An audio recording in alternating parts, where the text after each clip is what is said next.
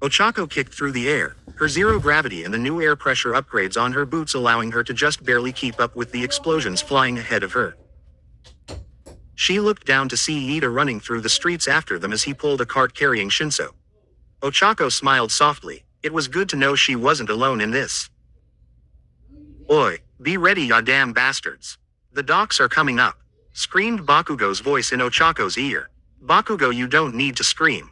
Hatsume gave us these earpieces so we could communicate. Don't blow yours out," Iida said loudly over the comms.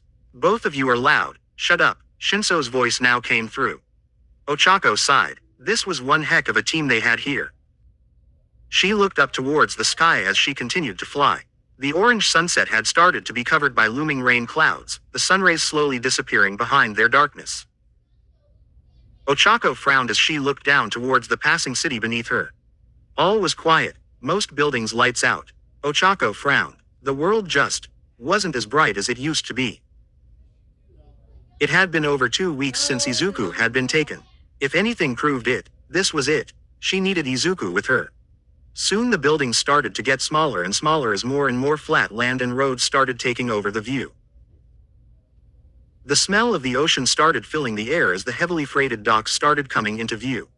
"Everyone meet up on me," Iida called out. Ochako immediately dived to meet her friend on the ground, though she did notice it took Bakugo a second before diving as well.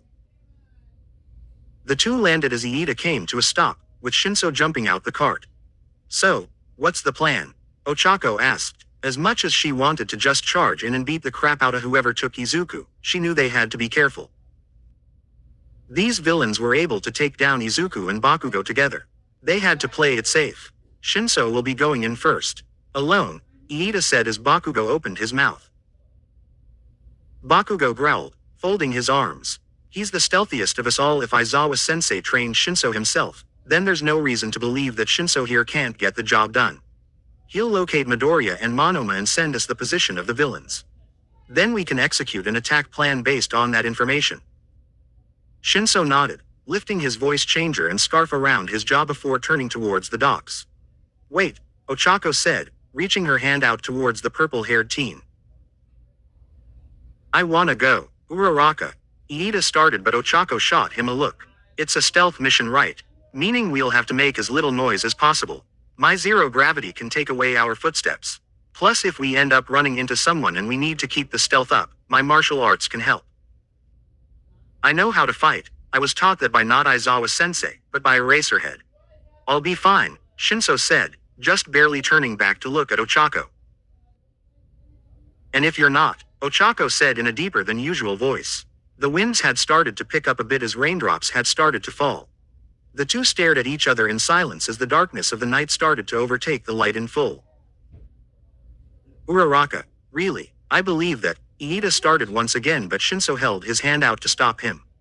"Fine, but I swear, you better not get us caught. And when we see Midoriya."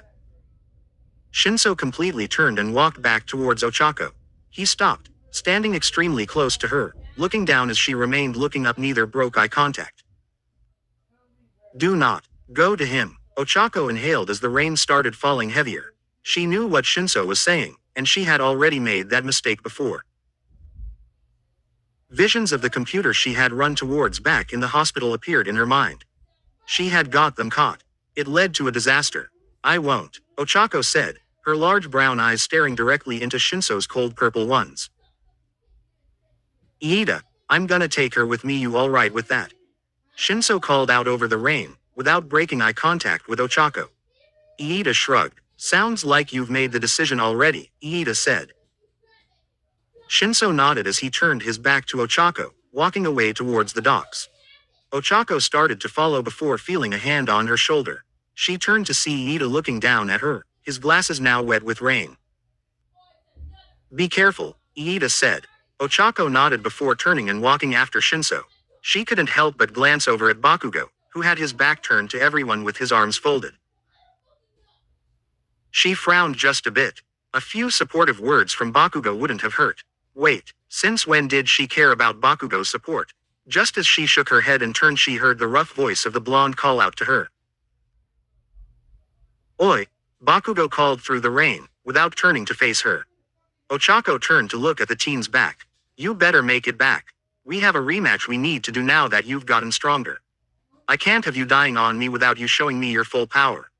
You got that round face. Ochako couldn't help but smile. Yay. Stay low. Follow my lead. I can't sit here and explain the basics of stealth, so you're just gonna have to pick up on it by copying me. Don't slow me down, Shinso said, now crouching just a bit through the docking yard. Ochako copied Shinso's movements as the two crouched through the maze of abandoned shipping containers. Interesting place for a base, Ochako said quietly through the rain as they snuck around. The winds had gotten much stronger now, and it was hard to keep her eyes open as hair blew back into them. I wouldn't expect anything less from a villain experiment base, Shinso said. Ochako almost didn't catch what he said due to the crashing sounds of waves only a few meters away from them. How do we tell which building they're in? Ochako called out over the ever-growing winds and waves as they made their way closer to the end of the docks. No one said it would be easy. Could take a couple hours. Shinso called out. Suddenly static started coming through on the earpieces they were given. Guys, you got a Bakugo, stop it. Don't go after it. Guys, you have a car coming through. Old-looking one, with a hole in its roof. The voice of Iida came through. Uraraka, Shinso yelled, holding his hand out. Ochako nodded as she took his hand. The two floated up one of the stacks of freight containers, laying on their stomachs to stay hidden. Soon enough, through the rain and fog, a pair of headlights came into focus from below as an old car drove through the lot. That's our way of figuring out where they're based at, Shinso said.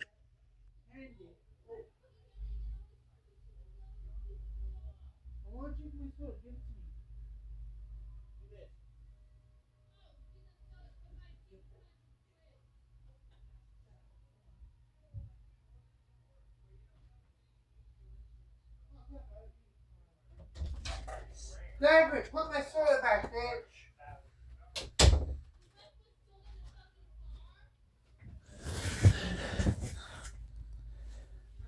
Said, but just casually driving in here. That's a bit open, Ochako responded, a bit confused. Shinso shrugged. What heroes do they have to worry about? He asked as he got back into a crouching position. Without a sound, even with the water on top of the crates, he jumped from crate to crate, running in the direction of the car.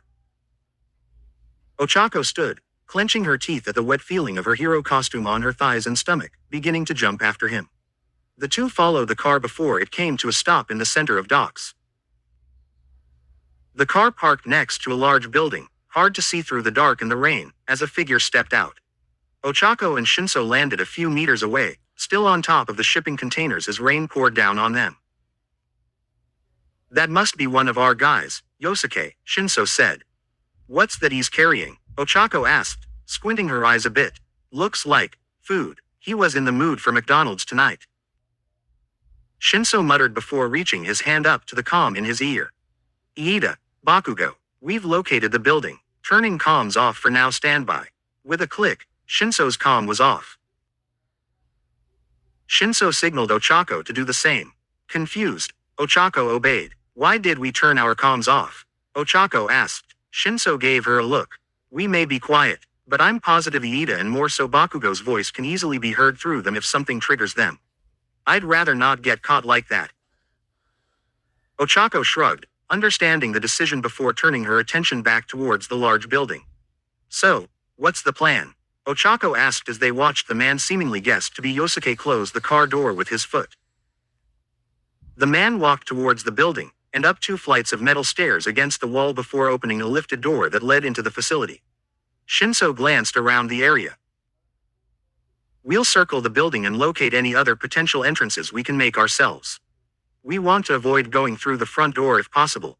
It may be a base now, but it still used to be a part of the rest of the docks. There's got to be another way in. Ochako nodded, once again following Shinso's lead across the containers. The two circled around the building, searching for any area they could use as an entry. However, the building was secured, all the windows boarded up, the doors potentially all trip-wired and the roof completely sealed. What do we do now? Ochako called out over the rain. Shinso looked down, scanning the surface of the docks.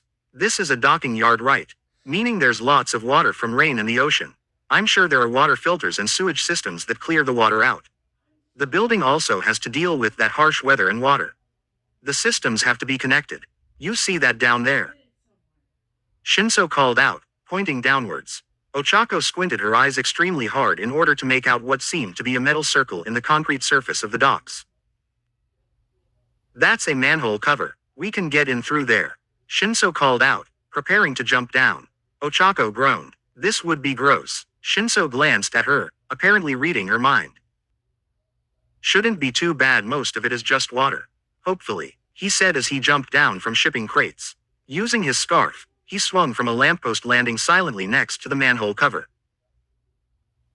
Ochako, using her zero gravity and her grappling hooks instead of the loud air boots, pulled herself down to the ground almost as silently. The two both grabbed an end of the cover, lifting it to reveal a narrow hole with a ladder leading down. Both nodded as they jumped down.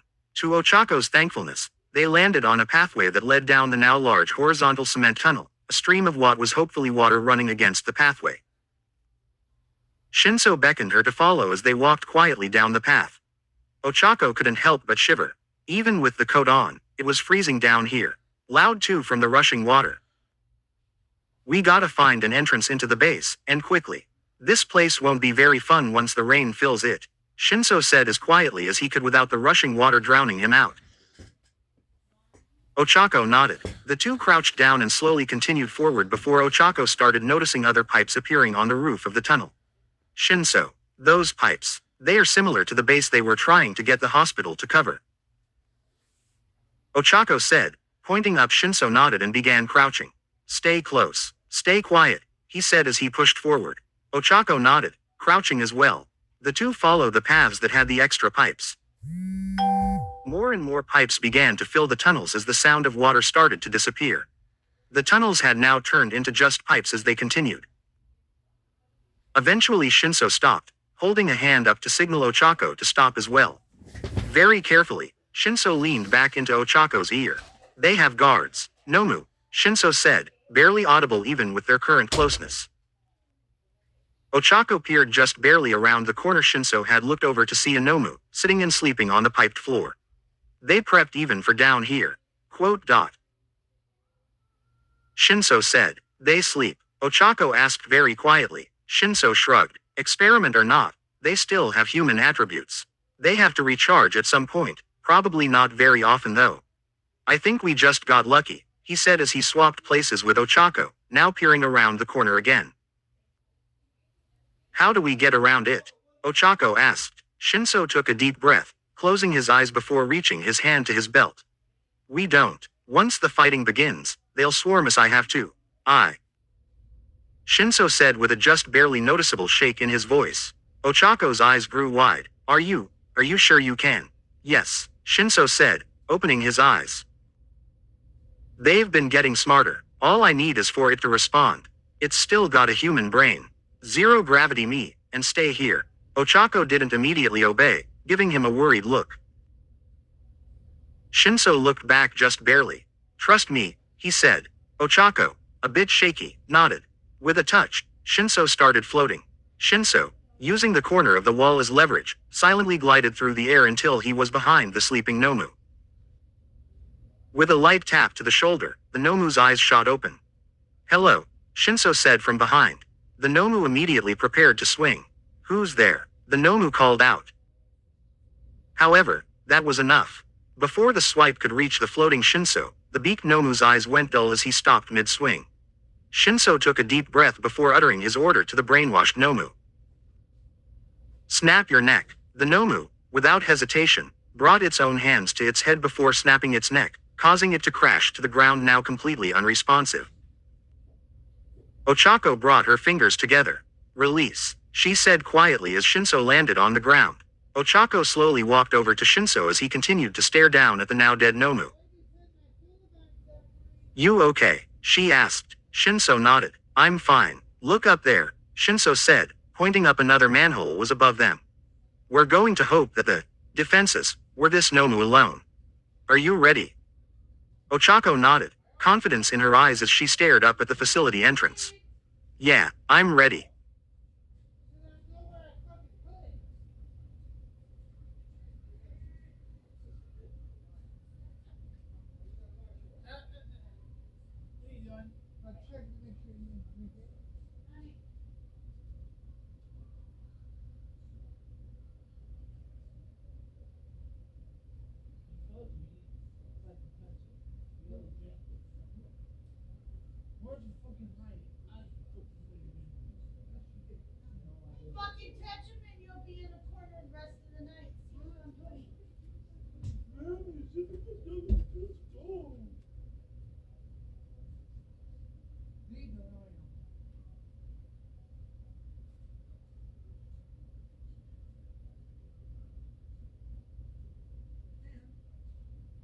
then he hit it in the cabinet factory. That's stupid.